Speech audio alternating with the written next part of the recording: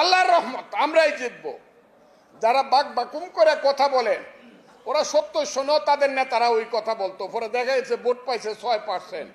আমি চ্যালেঞ্জ করলাম, যারা বড় বড় কথা বলেন ইসলামের নাম নিয়ে, ধর্মের নাম নিয়ে যারা মানুষকে বিভ্রান্ত করেছেন 70 71 এখনো যারা করতে চান, তারা বাংলাদেশে যদি 10%-এর বেশি ভোট পান, ভোটের পরে ফজলুর রহমানের সাথে দেখা করি। বড় বড় কথা বলেন, 20টা সিট একা একা পায়ে দেখেন তো দেখি। 3বার একা ইলেকশন করছেন, একবার একটা, একবার 3টা। এই তো শক্তি। হ্যাঁ, বিএনপির নামে দুর্নাম করাতে পারবেন। বিএনপি খুব লুটপাট করতেছে, বিএনপি এই দেশ শেষ করতেছে চাঁদাবাজি করিয়া।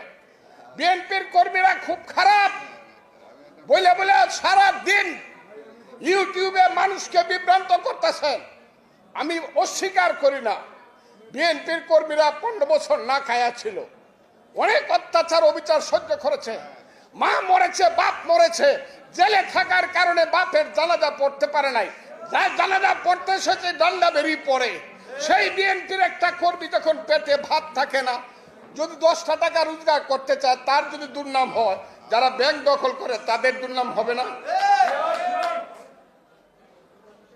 যারা বলেন বিএনপি খুব অত্যাচার করতেছে, কই উবায়দুল কাদের শেখ হাসিনারা তো বলছিল যে বিএনপি বাদ এদের পতন হলে বিএনপি একদিকে 5 লাখ, একদিনে 5 লাখ লোককে মারে ফেলবো। কয় লাখ লোক মারা গেছে বাংলাদেশে?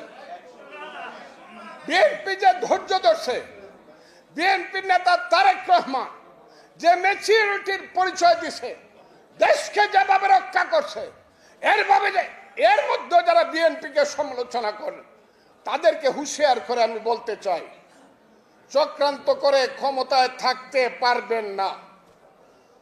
বেশি দিন ক্ষমতাকে দীর্ঘায়িত করেন না। যেসব ছেলেরা বলো বাবারা আমি এখনো তোমাদেরকে সন্তানের মতোই মনে করি, তোমাদের বয়স 22 বছর, 23 বছর, 24 বছর, 25 বছর। এখন বাংলাদেশের সব দলের চেয়ে বড় দলের নাম হলো সমন্বয়কের দল। হ্যাঁ, সমন্বয়ক। আমি কিশোরগঞ্জে গেছিলাম, যদি 4-5টা ছেলে হাতে ডায়েরি নিয়ে হাঁটে, দিলাম বাবা তোমরা কারা, আমারে সালাম দিছে, কয় স্যার আমরা হইলাম আমরা সমরনায়ক। একটা ছেলে বলে তুমি সমরনায়ক? বোকা হয়ে গেছে, কয় না স্যার আমার ভুল হয়েছে, আমরা হইলাম সমন্বয়। আমি কেন আসছিলাম? কয় ডিসি সাহেবের সঙ্গে মিটিং করতে আসছি। কোন ক্লাসে পড়ো? কলেজে ফার্স্ট ইয়ারে পড়ি, গুরুদয়াল কলেজে। এইভাবে 3টা জেনারেশন নষ্ট হয়ে যাচ্ছে বাংলাদেশের। আমরা আগে মেট্রিক পরীক্ষা লিখতাম, এই মিন লাইফে ডাক্তার হতে চাই, ইঞ্জিনিয়ার হতে চাই, সমাজকর্মী হতে চাই। এখন ছেলেরা লিখবে সমন্বয়ক হইতে চাই, কারণ সমন্বয়ক হইলে পরে ফার্স্ট ইয়ারে পড়েই ডিসি সাহেবের সাথে মিটিং করিয়া প্রজেক্ট করা যায়। এই দেশ চাই না। আমাদের ছেলেপেলেরা স্কুল কলেজ বিশ্ববিদ্যালয়ে যাও, লেখাপড়া করো। ইন্ডিয়াকে সারাদিন বকা দেও 1000 বার, আমিও বকি, কিন্তু জওহরলাল নেহরু ইউনিভার্সিটির ছাত্রের চেয়ে তুমি ভালো ছাত্র হও। বেঙ্গালুরের আইটির একটা বিজ্ঞানীর চেয়ে ভালো বিজ্ঞানী তুমি হও। তুমি বাংলাদেশের মুখ উজ্জ্বল করো। সারাদিন শুধু রাজনীতির নামে ঘুরে ঘুরে বাংলাদেশে আমরা যারা বসে আছি, আমরা কিছুই বুঝি না, আমাদের কোনো অভিজ্ঞতা নাই, যোগ্যতা নাই।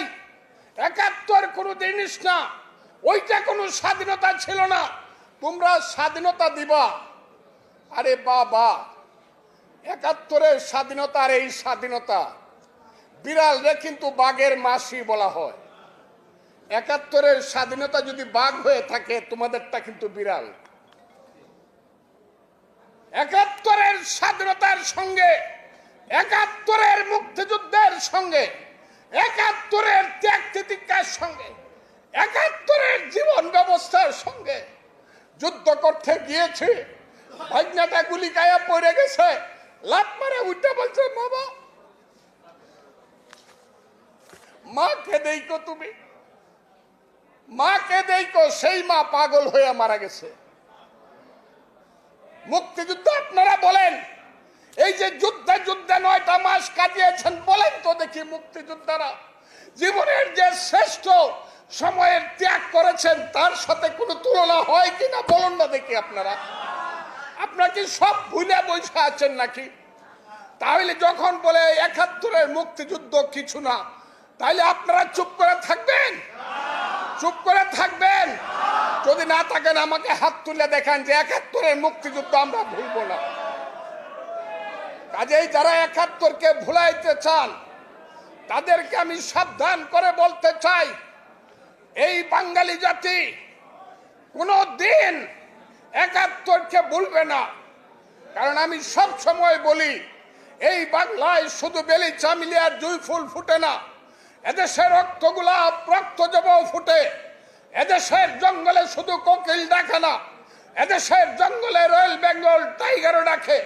এদেশে শুধু বসন্তকাল আসে না, চৈত্রের শেষে বৈশাখের প্রারম্ভে ধুলির ধ্বজা উড়ে গ্রীষ্মকালও আসে। এদেশে শুধু গ্রীষ্মকাল আসে না, উত্তাল নাগিনীর মতো ফনা তুলতে তুলতে বর্ষাকালও আসে। এদেশে শুধু মীর জাফর, জগৎ শেখ, ইয়ার লতিফ, রাজদুল্লভ, রাজবল্লভ, আরাল বদর রাজাকার জন্মগ্রহণ করে না, যুগে যুগে জন্মগ্রহণ করে সিরাজ, মীর মদন, মোহনলাল, সূর্য সেন, ক্ষুদিরাম, শহীদ জিয়াউর রহমান আর মুক্তিযোদ্ধাদের মতো বীর সন্তান। এই দেশকে কেউ ধ্বংস করতে পারবে না। এই দেশ স্বাধীনতার পথে থাকবে, মুক্তিযুদ্ধের পথে থাকবে।